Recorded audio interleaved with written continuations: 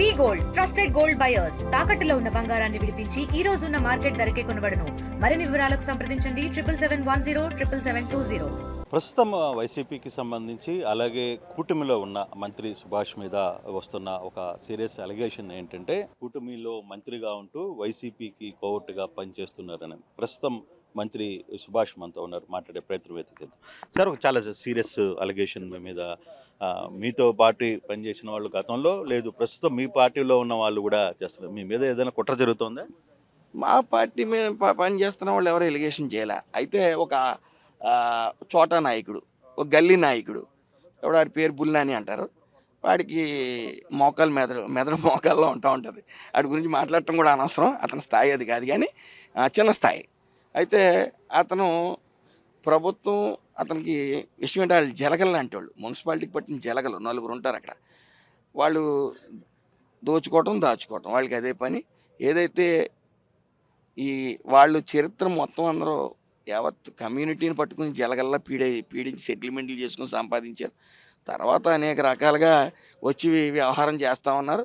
వాళ్ళు వచ్చిన వెంటనే విజిలెన్స్ పేరు మీదట వాళ్ళ మీద వాళ్ళు చేయించిన వర్కుల మీద ఎంక్వైరీ పెట్టేటప్పటికి వాళ్ళే నా కాల్ దగ్గరికి వచ్చి ఈ ఎన్డీఏ కూటమిలో జాయిన్ అవుతానని బతిమాలినప్పుడు చేదరించుకున్నాను. ఈ రోజున 11 సీట్లకు పరిమితమై దిక్కు తోచని పరిస్థితిలో అసెంబ్లీలో రాని ప్రతిపక్షం లేని ప్రతిపక్ష పార్టీకి ఎవడండి కోవట్టుగా ఉండేది? అసలు వాళ్ళ పార్టీలోనే వాళ్ళు ఎవరో అటెండ్ అవట్లా, బతిమాలుకుని 10-15 మందిని తీసుకెళ్ళి వైను. అలాంటి దరిద్రమైన పార్టీలో 11 సంవత్సరాలు పనిచేసి 10 కేసులు పెట్టించుకున్నాను నేను. అంటే ఎక్కువ కష్టపడిన వాళ్ళకి ఎక్కువ కేసులు ఇస్తారు అక్కడ. దాని ప్రతిఫలమే మొత్తం బోబుగుడ్డు, జీరో వాళ్ళకి ఆ జిల్లాలో. అయితే ఎవరైతే మాట్లాడాడో వాళ్ళు సొంత కాన్స్టిట్యున్సీ సొంత వార్డుల్లో అది వైసీపీ అడ్డా. అసలు అలాంటి చోట కూడా వాళ్ళకి 50-100 ఓట్లు మించి రాలా వాళ్ళకి. వాళ్ళు ఉనికి ప్రశ్నార్థకం.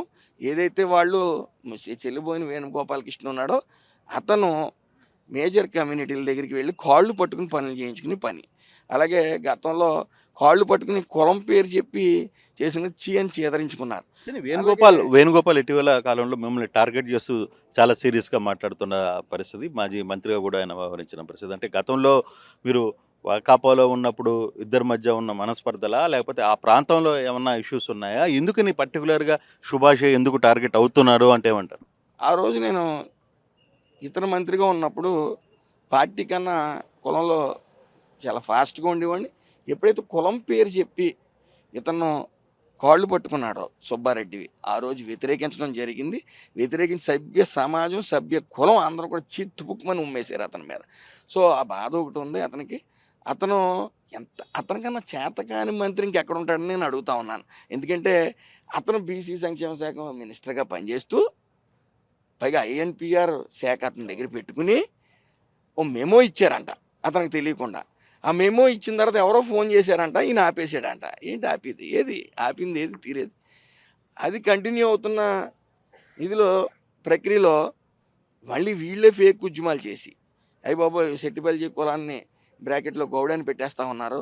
నిజంగా ఆ ప్రాసెస్ ఏమన్నా జరిగిందే? సెట్టిపల్లిని గౌడాలో కలపడం వల్ల ఇటీవల జగ్గారెడ్డి కావచ్చు, లేకపోతే ఇంకా మీ ప్రాంతంలో ఉన్న ఎమ్మెల్యేలు, మా పాత ఎంపీలు వీళ్ళందరూ కూడా దాన్ని కొంత సీరియస్గా తీసుకున్నట్టుగా కనబడుతుంది. దానివల్ల అంటే మీరు అదే సామాజిక వర్గం కాబట్టి దానికి సంబంధించి ఏ విధంగా రియాక్ట్ అవుతారు? అదే విషయాన్ని వాళ్ళకి తెలియక, మేము వాళ్ళే ఇచ్చారు, వాళ్ళు ప్రభుత్వంలో ఇచ్చారని తెలియక వాళ్ళు ఫేక్ ఉద్యమాలు చేయడం మొదలెట్టారు.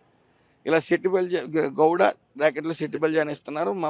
ఏదైతే మా జాతిపిత దొమ్మేటి వెంకటరెడ్డి గారు ఉన్నారో ఆయన పెట్టిన పేరు సెట్టిపల్లి, అది తీసేస్తా ఉన్నారో ఈ ఎన్డీఏ కూటమని వాళ్ళు ఉద్యమాలు చేశారు. ఆ ఉద్యమాల నిమిత్తం ఒకసారి క్లియర్ డేటా తీసుకుంటూ మేము 2023 ఇచ్చారు, గౌడ బ్రాకెట్లో సెట్టిపల్లి పెట్టండి అని చెప్పేసి. సో ఇది యాక్చువల్గా గీత ఉపకులాలన్నీ ఒకటే కాదని అన్నాం. అయితే కులాల పేరు మార్చడం వల్ల చాలామంది మనోభావాలు తింటాయి కూడా.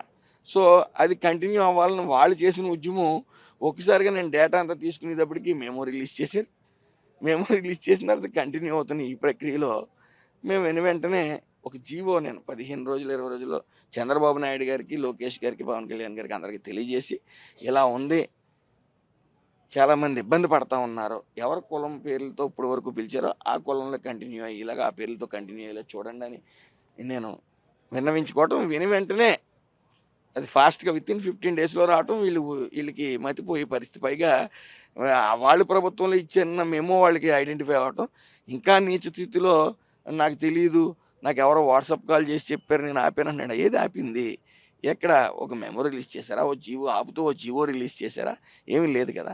అయితే ఇప్పుడు మీ మీద ఇంకో సీరియస్ అలిగేషన్ ఏంటి అంటే, మీరు మంత్రి అయిన తర్వాత, కూటమి ప్రభుత్వంలో మంత్రి అయిన తర్వాత, ఒక ఎమ్మెల్యే మీ పార్టీకి సంబంధించిన, కూటమికి సంబంధించిన ఒక ఎమ్మెల్యే మీద విజిలెన్స్ దాడి చేయించారు. విజిలెన్స్ రిపోర్ట్‌కి మీరే దగ్గరుండి చేయించారు. గతంలో పాతలో ఉన్న కొంత ఘర్షణలు లేదు అప్పుడున్న మనసులో పెట్టుకుని వాంటెడ్‌గా అతని మీద ఈ పని చేయించారు. అటువంటి వ్యక్తి మీరు. మీరు వైసీపీకి అనుకూలంగా పనిచేస్తున్నారనేది ఒక అలిగేషన్. అది నేను గెలిచిన తర్వాత, ఎమ్మెల్యేగా అయిన తర్వాత మినిస్టర్ నాకు లేబర్ మినిస్టర్ ఇచ్చిన తర్వాత 15 రోజులకి వ్యవధిలో నేనెళ్ళి గత ప్రభుత్వంలో ఏదైతే ఈ సెటిల్మెంట్ బ్యాచ్ ఉందో, అమలాపురం ఫోర్‌మెన్ అంటే పసిపిల్లోడనే చెప్తారు. ఎందుకంటే వీళ్ళు జలగల్లాంటోళ్ళు. ఈ జలగలో పట్టుకుని పీడించేస్తున్నాయి, లేని రోడ్లు సృష్టించాయన్న విషయం మీద విజిలెన్స్‌కెళ్ళటం జరిగింది. ఇది నా సొంత ఎమ్మెల్యే మీద నేనెందుకు వెళ్తా? అంటే ఓవరాల్‌గా విజిలెన్స్ ఇచ్చారు వాళ్ళకి అంతేగాని మీరు ఒక పర్టిక్యులర్ వ్యక్తిని టార్గెట్ గత చేయలేదు. ప్రభుత్వం మేము వచ్చిన 10 రోజుల్లోనే ఇచ్చాను. ఓకే. మా ప్రభుత్వం మీద ఎలా ఇస్తాం? ఆ ప్రభుత్వం అది వాళ్ళకి నా కాళ్ళు బేరానికి వచ్చి కాళ్ళు వేళ్ళట్టుకోవడం జరిగింది, చేదరించుకోవడం జరిగింది. ఆ నెపంలో వాళ్ళకి ఏం మాట్లాడాలో తెలియక ఈ అభియోగాలు ఇక్కడ జరిగిన ఇష్యూని డైవర్ట్ చేస్తా ఉన్నారు. హ్మ్. అది ఒక కానిస్టేబుల్ వచ్చాడు. ఆ కానిస్టేబుల్ పేరు ఏదో ఉంది. ఎలక్షన్స్‌లో కూడా వచ్చాడు. ఒక రిటైర్డ్ కానిస్టేబుల్. ఆడు వాలంటీర్ రిటైర్మెంట్ ఇచ్చి ఒక్కసారిగా పితాని బాలకృష్ణ. అతను ఒక్కసారిగా ఈ రకరకాల పార్టీలు వైసీపీ ఫస్ట్, తర్వాత జనసేన, తర్వాత మళ్ళీ వైసీపీ. ఆ వైసీపీలో ఉండి సీట్ ఆశించినప్పుడు జగన్మోహన్ రెడ్డి దగ్గరికి వెళ్ళినప్పుడు ఆయన ఏదో ముత్యాలు రాలిని ఆయన నోట్లోంచి బయటకు వచ్చి శెట్టిబల్జీ కులం నా బొచ్చుతో సమానం అన్నాడు జగన్మోహన్ రెడ్డి అని బయటకు వచ్చి ఆయన ఇచ్చిన స్టేట్మెంటే. మళ్ళీ ఈ రోజున వచ్చి అంటాడు జగన్మోహన్ రెడ్డి శెట్టిబల్జీ కులానికి చాలా చేశాడట. సిగ్గుండాలి ఆ మాట అంటే. ఏం చేశాడు? 34% ఉన్న రిజర్వేషన్ 24 తీసుకుని వచ్చాడు. బీసీ కార్పొరేషన్లోని ఆపేయటం జరిగింది. 28 పథకాలు బీసీ పథకాలు ఆపేసిన తర్వాత ఈ ఏదైతే ఈ కానిస్టేబుల్ ఉన్నారో వాలంటీర్ రిటైర్మెంట్ తీసుకుని అసలు మొన్న కూడా ఒక ప్రెస్ మీట్లో 12 కోట్లు ఖర్చు పెట్టాను అన్నాడు. ఇతను 12 కోట్లు ఎక్కడి నుంచి వచ్చినాయో తెలియాలి. ఎందుకంటే అతను అవినీతిపరుడు కాబట్టి 2 సార్లు, ఒకసారి వైసీపీలో జాయిన్ అయ్యాడు, జనసేనలో జాయిన్ అయితే పవన్ కళ్యాణ్ గారు ఇలాంటివి క్షమించరు కాబట్టి అతను డేటా తెలుసుకోకుండా జాయిన్ చేశారు కాబట్టి తరివేశారు ఆయన.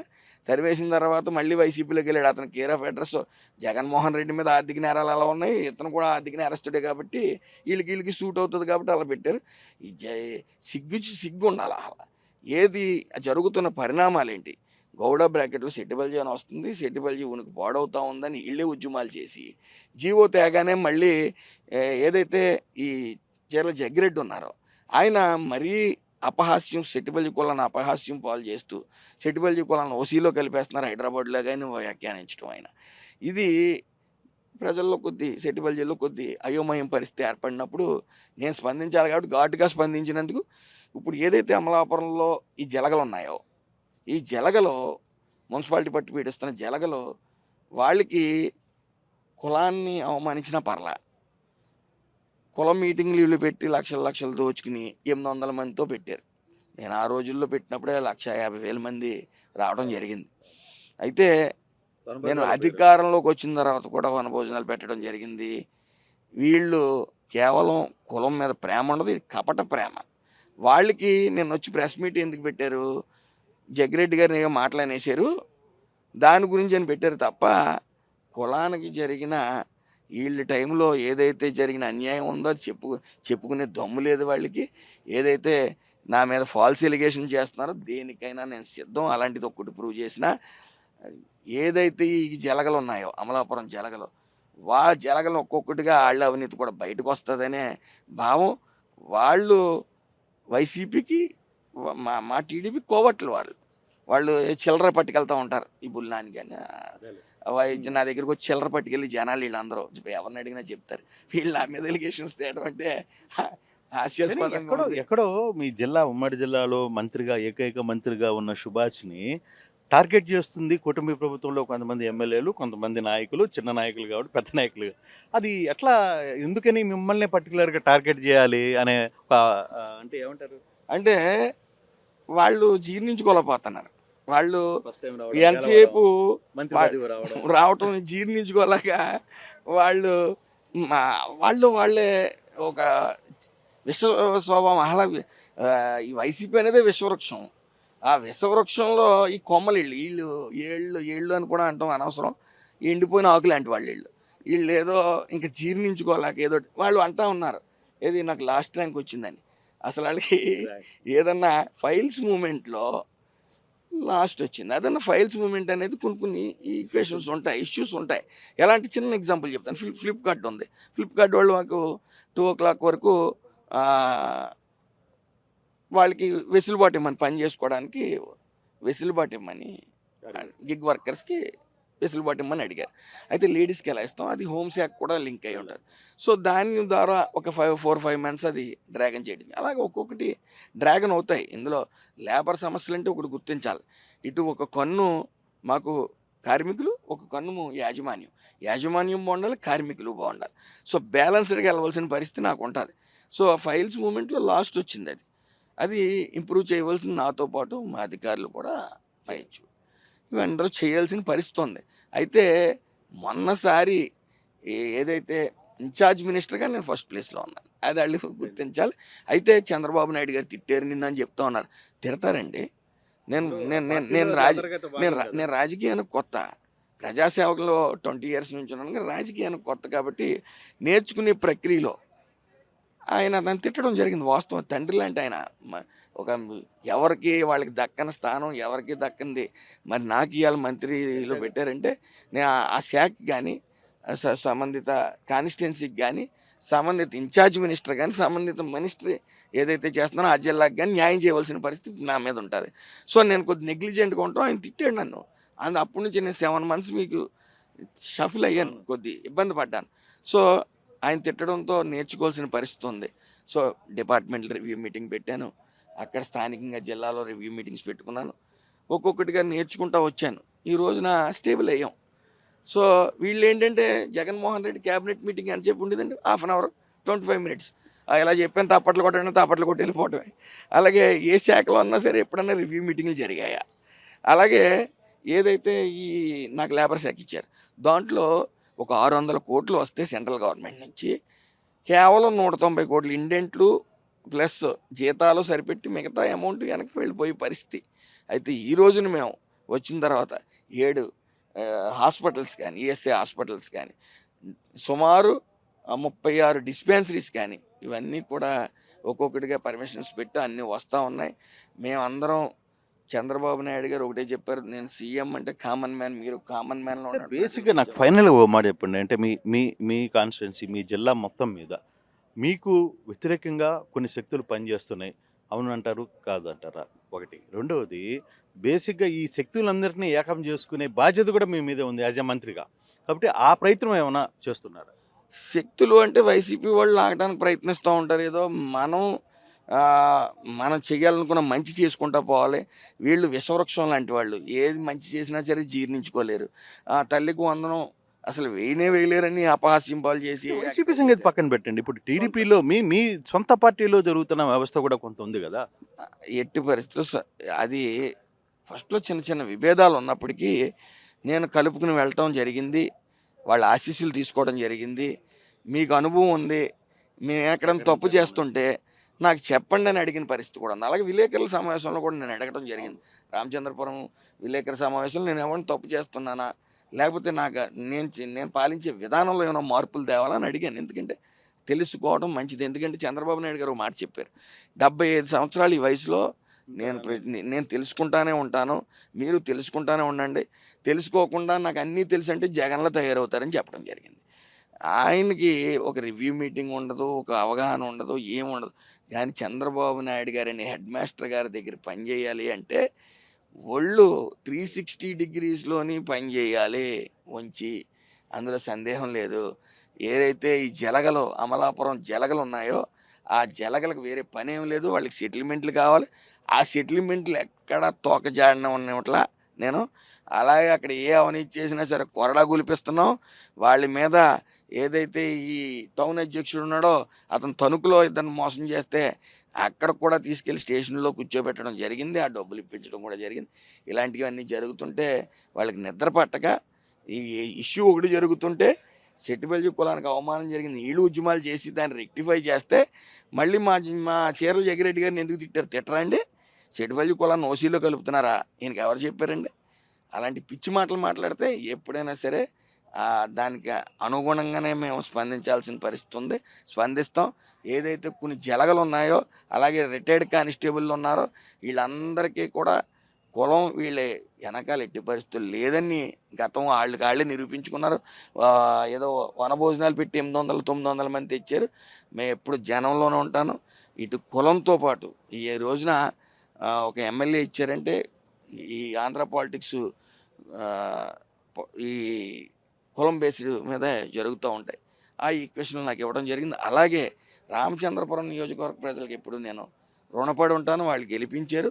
అలాగే మంత్రి ఇచ్చారంటే కులం ఈక్వేషన్లో ఆలోచించి నాకు నారా చంద్రబాబు నాయుడు గారు, పవన్ కళ్యాణ్ గారు, లోకేష్ గారు నాకు ఇవ్వడం జరిగింది. వాళ్ళకి విధేయుడిగా బతుకున్నంతకాలం ఈ తెలుగుదేశం పార్టీలో ఉంటాను తప్ప వీళ్ళు ఏదైతే ఈ జలగలు ఉన్నాయో వీళ్ళు తోకలు జాడితే చూస్తా ఊరుకునే పరిస్థితి ఉండదు. ఆ అవినీతి పరులకి ఏ రీతిలో బుద్ధి చెప్పాలో ఆ రీతిలో బుద్ధి చెప్పాలి. ఇది మంత్రి చాలా క్లియర్గా అయితే చెప్తున్నారు. ఎవరైతే తన్ని స్పైగా పనిచేస్తున్నారు వైసీపీ ప్రభుత్వానికి గతంలో ఉన్న వైసీపీకి ఇప్పుడు కూటమి మంత్రి ఎవరైతే వ్యవహరిస్తున్నారో అని చెప్పి మాట్లాడారో సుభాష్ చాలా క్లియర్గా చెప్తున్నారు. కొందరు ఉద్దేశపూర్వకంగా నన్ను టార్గెట్ చేసే ప్రయత్నం కూటమిలో కూడా జరుగుతుంది. దాన్ని నేను పట్టించుకునే వ్యక్తిని కాదు. ఏదైనా వ్యవహారంలో చాలా గట్టిగా ఉండబోతున్నాను అని చెప్పి ఆయన మాట్లాడుతున్న పరిస్థితి. ఓటు స్టూడియో తెలుగులో న్యూస్ కి ఫాస్టెస్ట్ యాప్ ఇప్పుడు టోటల్లీ న్యూ అవతార్లో జస్ట్ 5 seconds లో కంప్లీట్ న్యూస్. సోషల్ మీడియాలో ట్రెండ్స్ కి one stop solution. Live TV app voice search option తో ఇప్పుడే డౌన్లోడ్ చేయండి లేదా అప్డేట్ అయిపోండి. యాప్ లింక్ డిస్క్రిప్షన్ లో ఉంది.